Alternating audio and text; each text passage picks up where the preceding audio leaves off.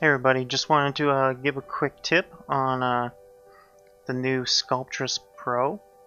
I'm sure a lot of you have realized that when you smooth something, it breaks apart. But when you try to bring it back together, there's no way to merge it back together.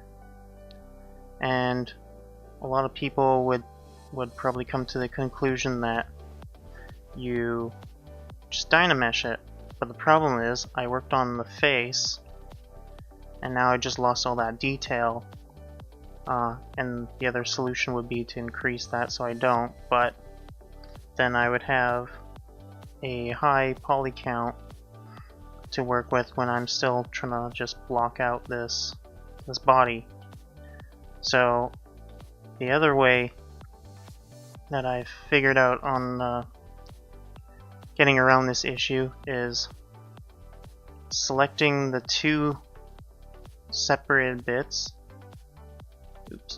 and then just deleting that, and then I just go to ZModeler, turn on my polyframe, and select bridge, turn on two holes, and just select that one and then select the other.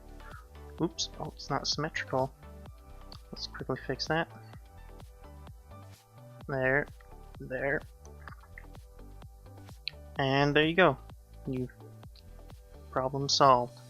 And you keep the definition that you've done in the face, or whatever details you've done. Alright, see ya.